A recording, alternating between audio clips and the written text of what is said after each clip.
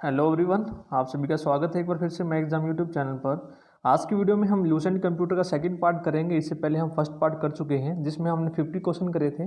तो हर एक पार्ट में अगर आप पहली बार वीडियो देख रहे हैं तो हमने लूसेंट कंप्यूटर की सीरीज स्टार्ट कर रखी है जिसमें हम हर एक पार्ट में 50 क्वेश्चन करेंगे।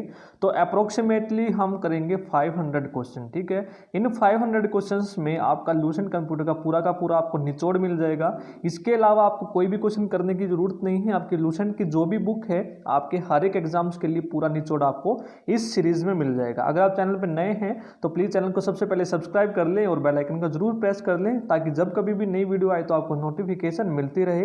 अगर आपको वीडियो अच्छी लगे तो प्लीज़ लाइक करें और कमेंट करके जरूर बताइए आपको वीडियो कैसी लगी।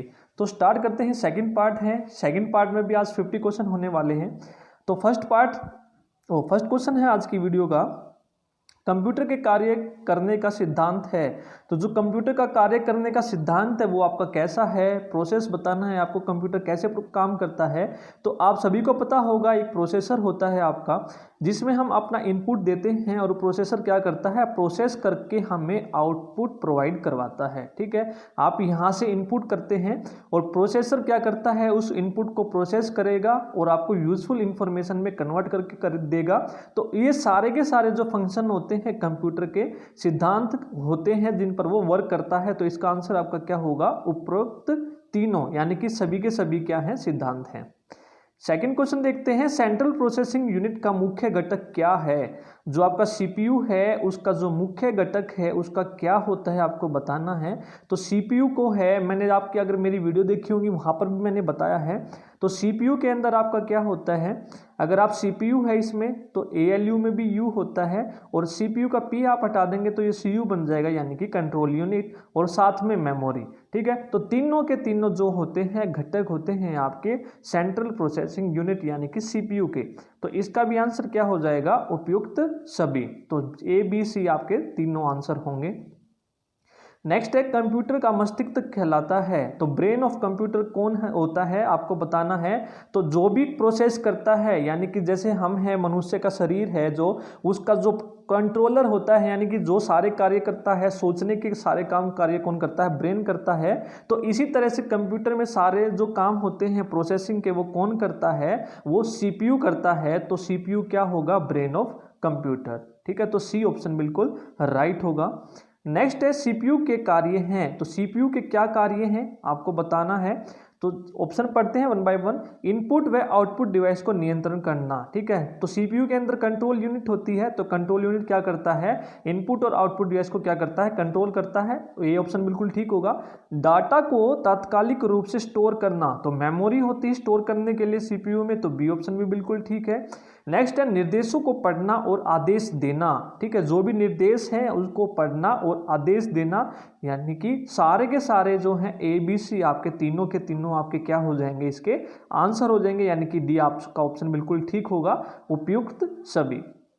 नेक्स्ट क्वेश्चन देखते हैं, निम्नलिखित में से कौन सा उत्पाद पेंटियम ब्रांड से बेचा जाता है। तो कौन सा जो आपका है प्रोडक्ट जो पेंटियम के नाम से बेचा जाता है, तो वो है आपका माइक्रो प्रोसेसर। आप सभी ने देखा होगा, ब्रेन ऑफ कंप्यूटर बोलते हैं जिसको, एक चिप होती है आपकी।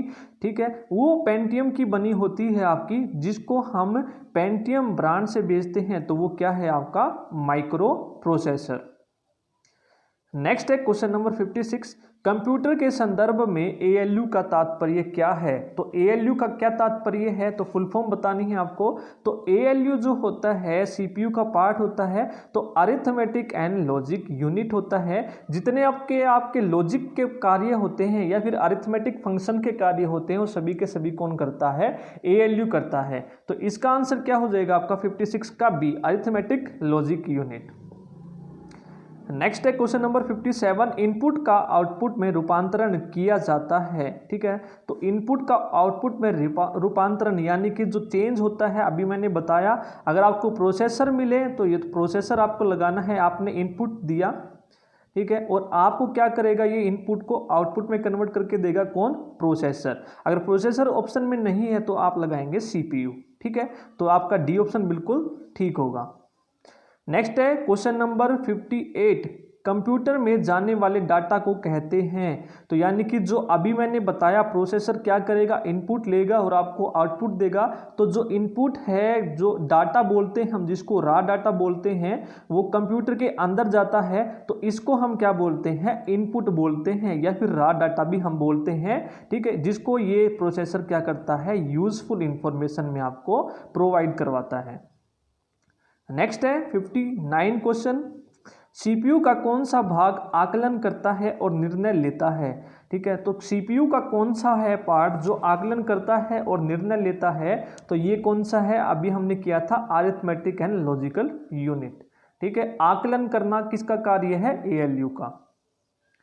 नेक्स्ट है एक इलेक्ट्रॉनिक्स डिवाइस जो डेटा को इंफॉर्मेशन में बदलते हुए प्रोसेस करता है कहलाता है।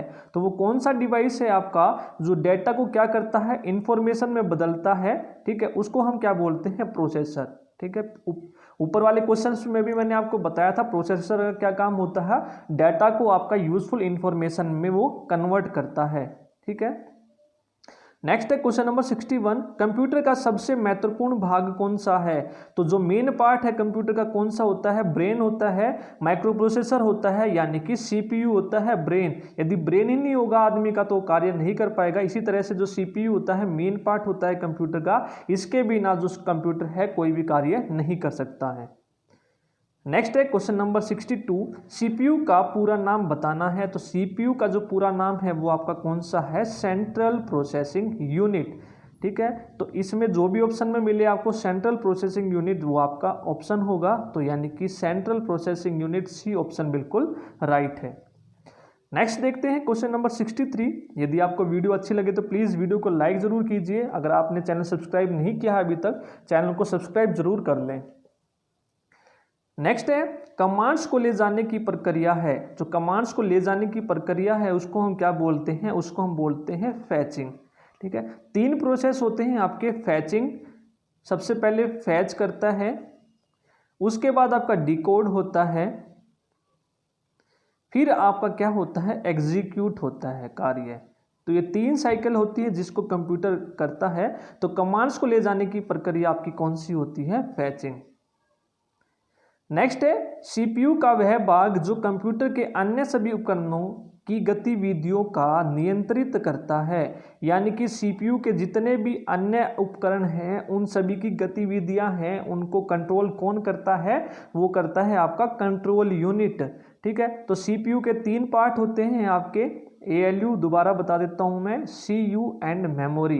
तो मेमोरी का काम क्या होता है, कोई भी डेटा आपका स्टोर करना। एएलयू का काम क्या होता है, अरिथमेटिक, आपके जितने भी फंक्शन हैं उनका आकलन करना, आकलन हिंदी में बोले तो आकलन करना। और कंट्रोल यूनिट का क्या होता है, सभी के सभी फंक्शंस को, जितने भी आपके अलग अलग फंक्शंस हैं उनको कंट्रोल करना। ठीक है, तो तीनों आपके क्या हैं, सीपीयू के पार्ट हैं। नेक्स्ट है क्वेश्चन नंबर 65, कंप्यूटर द्वारा दिया गया परिणाम है। तो कंप्यूटर द्वारा जो परिणाम दिया गया है उसको क्या बोलते हैं, आपने कंप्यूटर को इनपुट दिया। ठीक है, इनपुट दिया आपने, तो प्रोसेसर उस इनपुट को क्या करेगा, फैच करेगा, उसको डिकोड करेगा, फिर एग्जीक्यूट करेगा और सब फंक्शन करके आपको क्या दे देगा, वो एक आउटपुट दे देगा। तो वो आपको जो दिया गया परिणाम है उसको हम क्या बोलते हैं, आउटपुट। तो 65 का आंसर क्या हो जाएगा, सी।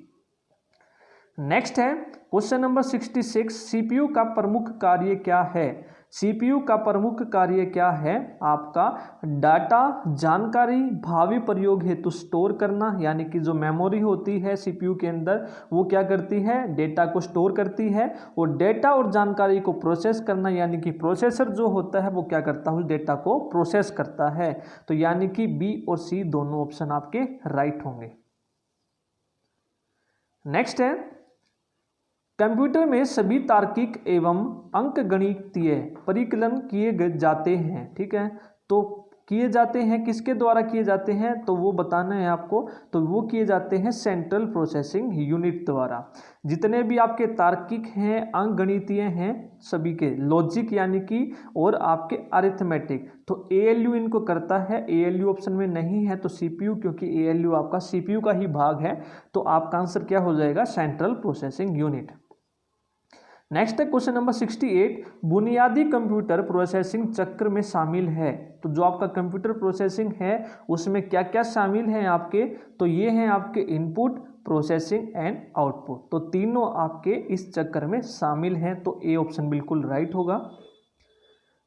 नेक्स्ट है क्वेश्चन नंबर 69, मदरबोर्ड पर सीपीयू तथा मदरबोर्ड पर लगे दूसरे पुर्जे को जोड़ता है। ठीक है, तो कौन जोड़ता है वो आप सभी को पता है, जो मदरबोर्ड पर सीपीयू होता है तथा मदरबोर्ड पर लगे दूसरे पुर्जे हैं उनको आपस में जोड़ना, ये किसका काम होता है, ये होता है सिस्टम बस का काम। सिस्टम बस क्या करता है, जितने भी मदरबोर्ड्स पर आपके पुर्जे लगे हुए हैं उनको एक दूसरे से क्या करता है, कनेक्ट करता है। तो ये जैसे आपके पुर्जे हैं सारे, इन सभी को एक दूसरे से कनेक्ट करना, ये किसका काम होता है, आपका सिस्टम बस का। नेक्स्ट क्वेश्चन है 70 क्वेश्चन, मदरबोर्ड है। तो मदरबोर्ड आपका क्या है, मदरबोर्ड होता है आपका सर्किट बोर्ड जिसमें सीपीयू और अन्य चिप लगे होते हैं। तो सर्किट बोर्ड को हम क्या बोलते हैं, मदरबोर्ड। नेक्स्ट है क्वेश्चन नंबर 71, कंप्यूटर सिस्टम की घड़ी है। तो कंप्यूटर सिस्टम की घड़ी है, तो इसका आंसर बताना है आपको, क्या होगा 71 का, तो ये होगा आपका एक टाइमिंग डिवाइस। कंप्यूटर सिस्टम की जो घड़ी होती है, कुछ छोटा कर लेते हैं एक बार, तो कंप्यूटर सिस्टम की जो घड़ी होती है एक टाइमिंग डिवाइस होता है जो कंप्यूटर के ऑपरेशन को सिंक्रोनाइज करने के लिए इलेक्ट्रिकल पल्स पैदा करती है। ठीक है, तो कंप्यूटर सिस्टम की घड़ी क्या होती है, एक टाइमिंग डिवाइस है जो कंप्यूटर के सभी ऑपरेशन है उनको सिंक्रोनाइज करता है। ठीक है, एक टाइमिंग ढंग से सबको क्या करता है, संयोजित करता है। तो ये आपको याद रखना है, सिंक्रोनाइज करता है सभी के सभी ऑपरेशंस को। नेक्स्ट है कंप्यूटर घड़ी की स्पीड की गणना की जाती है। जो कंप्यूटर की घड़ी है उसकी जो स्पीड है, उसकी जो गणना है हम कैसे करते हैं, उसकी गणना करते हैं हम मेगाहर्ट्ज या फिर गीगाहर्ट्ज में, मेगा या गीगाहर्ट्ज में करते हैं। नेक्स्ट है पर्सनल कंप्यूटर के मदरबोर्ड पर विभिन्न घटक इलेक्ट्रिकल कंडक्टिंग लाइनों के सेट से आपस में जुड़े रहते हैं, इन लाइनों को कहते हैं। तो इन लाइनों को हम क्या कहते हैं, तो 73 है, इसका आंसर क्या हो जाएगा, इसका आंसर आपका हो जाएगा कनेक्टर्स। ठीक है, कनेक्टर्स कहते हैं उनको। नेक्स्ट है क्वेश्चन नंबर 74, BIOS का पूरा नाम क्या है। तो BIOS आपका क्या है, बेसिक इनपुट आउटपुट सिस्टम। ठीक है, basic input output system, C option बिल्कुल ठीक होगा। नेक्स्ट है क्वेश्चन नंबर 75, मदरबोर्ड के कंपोनेंट्स के बीच सूचना के माध्यम से ट्रेवल करता है। तो कैसे ट्रेवल करता है आपको बताना है। तो बसेस होती हैं आपकी, जो भी कंपोनेंट्स के बीच में सूचना ट्रेवल होती है वो किसके माध्यम से ट्रेवल करती है, बसेस। आप जैसे आप स्कूल्स में जाते हैं तो अपने घर से स्कूल जाते हैं तो आप क्या करते हैं, छोटे बच्चे बस में बैठकर जाते हैं। तो इसी तरह से कंप्यूटर के अंदर भी बसेस होती हैं जो एक स्थान से दूसरे स्थान पर सूचना को क्या करती हैं, ट्रेवल करवाती हैं। ठीक है, तो ये याद रखना है कौन होता है, वो बसेस होते हैं। नेक्स्ट है कंप्यूटर का मुख्य पटल जो होता है बोर्ड कहलाता है। तो कौन सा होता है वो बोर्ड, तो वो होता है आपका मदरबोर्ड। कंप्यूटर का मुख्य पटल कहलाता है मदरबोर्ड। नेक्स्ट है यूपीएस का कार्य है। तो यूपीएस का क्या कार्य है, तो यूपीएस की सबसे पहले आपको फुल फॉर्म पता होनी चाहिए, अनइंटरप्टेबल पावर सप्लाई। जैसे आप किसी कंप्यूटर पर कार्य कर रहे हैं, अगर आपके पास यूपीएस नहीं होगा तो यदि आपकी लाइट चली जाती है तो आप उस सिस्टम की जितनी भी फाइल्स होती हैं उसको आप खो देते हैं। तो इसलिए पावर बैकअप देने के लिए आपका क्या होता है, एक यूपीएस होता है सिस्टम में। यदि लाइट चली जाए तो कुछ समय के लिए आपको पावर बैकअप मिल जाए और जो आप कार्य कर रहे हैं उसको आप सेव कर सकें। तो इसका ऑप्शन आपका क्या हो जाएगा, यूपीएस का कार्य क्या होता है, कंप्यूटर को निर्बाध विद्युत आपूर्ति सुनिश्चित करना। ठीक है। नेक्स्ट है 78, पर्सनल कंप्यूटर के विकास का श्रेय जाता है। तो पर्सनल कंप्यूटर के विकास का श्रेय किसको जाता है, आईबीएम को। तो आईबीएम आपकी एक कंपनी है, ठीक है, इसको जो है पर्सनल कंप्यूटर के विकास का श्रेय जाता है। नेक्स्ट है सिस्टम यूनिट में रीसेट बटन का प्रयोग किया जाता है। तो सिस्टम यूनिट में जो रीसेट बटन है उसका प्रयोग किस लिए किया जाता है, तो ये आपका किया जाता है कंप्यूटर की पावर सप्लाई को बंद किए बिना पुनः चालू करने के लिए। जैसे आप कंप्यूटर है, आप फ़ोन भी यूज़ करते होंगे, जब आप स्विच ऑफ का बटन दबाते हैं तो आपके पास दो ऑप्शन आते हैं, रीस्टार्ट योर कंप्यूटर मोबाइल और स्विच ऑफ। तो स्विच ऑफ का मतलब होगा आपका एक बार बंद हो जाएगा और पुनः ऑन करना पड़ेगा, तो आपको वही बटन दोबारा से प्ले करना पड़ेगा। और रीस्टार्ट का क्या मतलब होता है, कंप्यूटर की सप्लाई को बंद किए बिना उसको दोबारा से चालू करना। नेक्स्ट है 80 पेन ड्राइव को कंप्यूटर से जोड़ने के लिए प्रयोग किया जाता है। तो पेन ड्राइव सभी ने यूज़ की होगी। तो आपका ये सीपीयू होता है, सीपीयू के आगे आपके पोर्ट्स लगे होते हैं, तो उन पोर्ट्स में आप यूएसबी लगाते हैं। तो जोड़ने के लिए किसका यूज़ करते हैं आप, यूएसबी पोर्ट्स का। तो जो ये पोर्ट्स होते हैं इनको हम क्या बोलते हैं, यूएसबी पोर्ट्स। नेक्स्ट है प्रिंटर को सिस्टम यूनिट के साथ जोड़ने के लिए प्रयोग किया जाता है। तो प्रिंटर को जोड़ने के लिए भी आप किसका यूज करते हैं, यूएसबी पोर्ट्स का।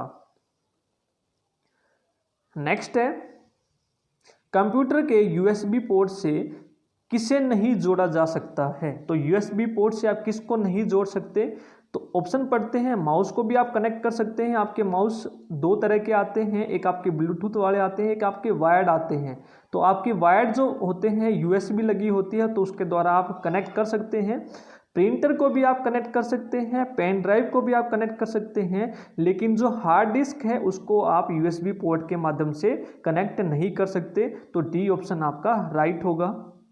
नेक्स्ट है क्वेश्चन नंबर 83, कंप्यूटर में पावर सप्लाई सिस्टम में प्रयुक्त एसएमपीएस का अर्थ क्या है। तो कंप्यूटर में जो पावर सप्लाई सिस्टम है उसमें एसएमपीएस का आपका मतलब बताना है, यानी कि इसकी फुल फॉर्म बतानी है। तो ये आपका होता है switched mode power supply, switched mode power supply. तो ए ऑप्शन आपका बिल्कुल राइट होगा। तो इसी तरह से हम बगैर समय वेस्ट किए हुए आप देख सकते हैं कम समय में ज़्यादा क्वेश्चन करने की कोशिश करते हैं, ताकि आपका भी टाइम वेस्ट ना हो और कम से कम समय में हम ज़्यादा से ज़्यादा क्वेश्चन कर सकें। तो इसलिए अगर आपको वीडियो अच्छी लगे तो प्लीज़ आप वीडियो को लाइक ज़रूर कीजिए और ज़्यादा से ज़्यादा शेयर ज़रूर कीजिए वीडियोज़ को अपने हर एक ग्रुप में। नेक्स्ट है कंप्यूटर के प्रोसेसर की गति को निम्नलिखित में से किस में मापा जाता है। तो जो कंप्यूटर की प्रोसेसर की गति है उसको किस में मापा जाता है, जो मेजरमेंट यूनिट होती है उसकी, तो वो होती है आपकी हर्ट्ज। एक और थी, इससे पहले हमने पढ़ा था जो कंप्यूटर की घड़ी है उसकी भी जो स्पीड हम मेजरमेंट करते हैं किस में करते हैं, मेगा हर्ट्ज में। तो ये दोनों आपको याद रखनी है। नेक्स्ट है किसी विशेष प्रकार के संगीत उपकरणों को साउंड कार्ड से कौन सा पोर्ट जोड़ता है। तो जैसे अभी हमने किया था, अपना माउस कनेक्ट करने के लिए या कीबोर्ड कनेक्ट करने के लिए आपका यूएसबी पोर्ट्स यूज करते हैं हम। तो इस तरह से उपकरणों को साउंड कार्ड से, जो आपके संगीत उपकरण है, संगीत डिवाइस है, म्यूजिक डिवाइस है, उनको साउंड कार्ड से हमें यदि कनेक्ट करना है तो हम किसका यूज करते हैं, तो इसके लिए हम यूज करते हैं मिडी का। मिडी का यूज करते हैं हम MIDI। इसकी फुल फॉर्म भी अभी आगे आएगी तब वहां पर हम करेंगे। इसकी फुल फॉर्म क्या होती है आपको याद रखना है, मिडी। नेक्स्ट है कंप्यूटर प्रणाली के लिए विशेष विस्तार क्षमता प्रदान करते हैं। तो कंप्यूटर प्रणाली के लिए जो विस्तार क्षमता जो प्रदान करते हैं, कौन करते हैं ये आपके करते हैं स्लॉट्स। ये स्लॉट्स किस लिए होते हैं, यदि आपको फ्यूचर में कोई भी चीज़ आपको एक्स्ट्रा आपके कंप्यूटर में या फिर सीपीयू में ऐड करवानी है, तो उन स्लॉट्स के माध्यम से आप अपनी विस्तार क्षमता को क्या कर सकते हैं, इंक्रीज कर सकते हैं। एक्सपेंशन स्लॉट जिनको हम बोलते हैं। नेक्स्ट है एक बॉक्स जिसमें कंप्यूटर सिस्टम के सर्वाधिक महत्वपूर्ण भाग होते हैं कहलाता है। तो वो कौन सा बॉक्स है जिसमें कंप्यूटर सिस्टम के इम्पोर्टेंट जो हैं पार्ट्स होते हैं उसको हम क्या बोलते हैं, वो होता है सिस्टम यूनिट। तो सिस्टम यूनिट के अंदर आपके कंप्यूटर सिस्टम के इम्पोर्टेंट जो है पार्ट्स होते हैं। नेक्स्ट है मिडी का फुल फॉर्म क्या होता है, अभी हमने मिडी के बारे में पढ़ा था, ठीक है। तो साउंड्स कार्ड से जोड़ने के लिए म्यूजिकल इंस्ट्रूमेंट जो है आपका यूज करते हैं मिडी की। तो मिडी की आपकी फुल फॉर्म पूछी गई है, तो ये क्या होती है, म्यूजिकल इंस्ट्रूमेंट डिजिटल इंटरफेस। तो म्यूजिकल इंस्ट्रूमेंट डिजिटल इंटरफेस आपकी कौन सी है, ए ऑप्शन में है। तो ए ऑप्शन बिल्कुल राइट होगा। नेक्स्ट है निम्नलिखित में से किसने लेजर का आविष्कार किया। तो लेजर जो है उसका जो इन्वेंशन किया था वो किसने किया था, तो लेजर का किया था थियोडर मैमन ने। थियोडर मैमन, इसको आप याद रख सकते हैं। आप सभी ने देखा होगा जब हम बच्चे थे तो लेजर लाइट से खेलते थे, दीवार पर मारते थे लेजर को, तो उसको देखकर बच्चे बड़े खुश होते हैं। तो छोटे बच्चों को अगर लेजर लाइट हम दिखा दें तो वो आपस में झगड़ते लगते हैं कि मैं लूंगा, नहीं मुझे चाहिए, मैं। तो ठीक है, तो मैं से याद रखेंगे आप मैमन। लेजर लाइट देख के बच्चे क्या करते हैं, मैं, मुझे चाहिए, नहीं मैं लूंगा। तो इस तरह से आप याद रखेंगे। नेक्स्ट है क्वेश्चन नंबर 90, ध्वनि के पुनरुत्थान के लिए एक सीडी ऑडियो प्लेयर में प्रयुक्त होता है। तो जो आपकी ध्वनि है उसका पुनरुत्थान, ठीक है, पुनरुत्थान होता है आपका, उसके लिए एक ऑडियो प्लेयर में आप क्या यूज करते हैं, तो हम उसके लिए यूज करते हैं लेजर बीम। लेजर बीम का यूज होता है। नेक्स्ट है डीपीआई दर्शाता है। तो डीपीआई की फुल फॉर्म क्या है आपकी, डॉट पर इंच। तो डी से डॉट, पी से पर और आई से इंच। तो डीपीआई की फुल फॉर्म है आपकी डॉट पर इंच। नेक्स्ट है कंप्यूटर स्क्रीन पर ब्लिंक करने वाले प्रतीक को क्या कहते हैं। तो आप सभी ने कंप्यूटर यूज किया होगा, तो उसमें जो आपका ब्लिंक करता है उस निशान को यानी कि उस प्रतीक को हम क्या बोलते हैं, उसको हम बोलते हैं कर्सर। डी ऑप्शन राइट होगा। नेक्स्ट है डेस्कटॉप छपाई में आमतौर पर किस प्रिंटर का यूज होता है। तो डेस्कटॉप की जो छपाई है उसके लिए किस प्रिंटर का यूज होता है, तो इसके लिए यूज होता है आपका लेजर प्रिंटर। तो लेजर प्रिंटर ऑप्शन सी आपका बिल्कुल राइट होगा। नेक्स्ट है क्वेश्चन नंबर 94, निम्न में से कौन सा इनपुट डिवाइस नहीं है। तो कंप्यूटर के आपके दो डिवाइस होते हैं, इनपुट आउटपुट, और ज़्यादा आगे एक्सप्लेन करें तो हम मिक्स्ड भी होते हैं जिनको हम इनपुट और आउटपुट दोनों में यूज कर सकते हैं। तो इनपुट डिवाइस आपका कौन सा नहीं है इनमें से, तो आप देखेंगे कीबोर्ड भी आपका इनपुट डिवाइस है, माउस भी आपका इनपुट डिवाइस है, और आपका बारकोड भी आपका इनपुट डिवाइस है। तो बारकोड यदि आपको नहीं पता तो लाइंस होती हैं आपकी बार्स, ठीक है, अलग अलग डायमेंशंस की होती हैं, इनको रीड करने के लिए हम बारकोड रीडर का यूज करते हैं। तो ये भी आपका एक तरह का इनपुट डिवाइस है। लेकिन जो आपका कार्ड रीडर है ये आपका क्या है, आउटपुट डिवाइस है। कार्ड रीड, आप कार्ड क्या करते हैं उसमें इनपुट करते हैं और आपको डिस्प्ले करके वो बताता है रीड करके, ठीक है। तो डी ऑप्शन राइट होगा। नेक्स्ट है वीजीए का फुल फॉर्म क्या है। तो वीजीए का फुल फॉर्म आपको बताना है, तो ये है video graphics array. Video graphics array.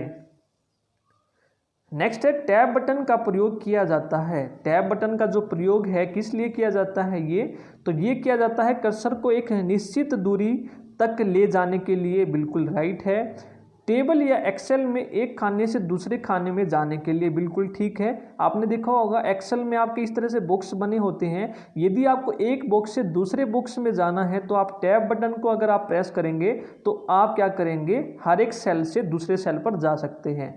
Next है डायलॉग बॉक्स में विकल्पों को चयन करने के लिए, ठीक है, जो भी आपका डायलॉग बॉक्स होता है जिसमें आप यस या नो, क्लोज इस तरह से आप चूज कर सकते हैं, तो उसके लिए भी हम टैब बटन का यूज करते हैं।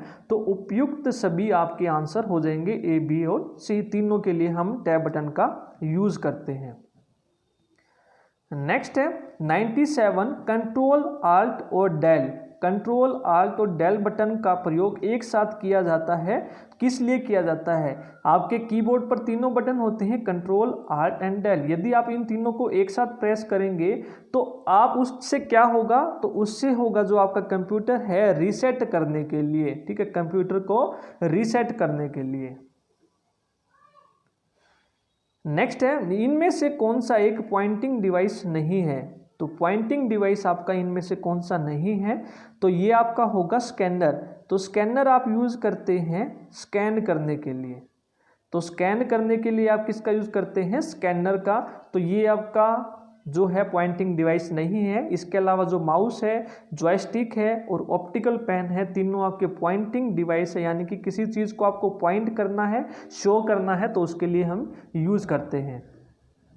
नेक्स्ट है बैंकों में चेक व ड्राफ्ट में इसका प्रयोग किया जा रहा है। तो आपने देखा होगा जो आपके बैंक में चेक्स होते हैं, ड्राफ्ट होते हैं, तो यहाँ पर आपके जो इंक होती है वो लगी होती है, ठीक है, नंबर्स होते हैं आपके, तो उन नंबर्स को पढ़ने के लिए हम किसका यूज़ करते हैं, हम MICR का यूज़ करते हैं, जिसको हम बोलते हैं मैग्नेटिक इंक कैरेक्टर रीडर। ठीक है, तो ये जो आपके कैरेक्टर्स होते हैं ये स्पेशल स्याही के यानी कि इंक के होते हैं, तो इनको रीड करने के लिए हम MICR का यूज़ करते हैं, जिसको हम बोलते हैं मैग्नेटिक इंक कैरेक्टर रीडर। तो बी ऑप्शन बिल्कुल राइट होगा।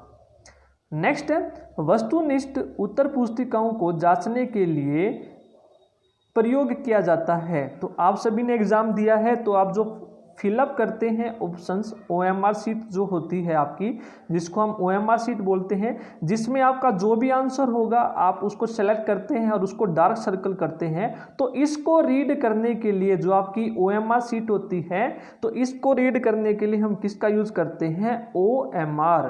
ठीक है, ऑप्टिकल मार्क रीडर। ठीक है, ऑप्टिकल मार्क रीडर, जो भी आपने मार्क किए हैं इनको रीड करने के लिए हम किसका यूज करते हैं, OMR का। तो ये थे आज के आपके नेक्स्ट 50 क्वेश्चन।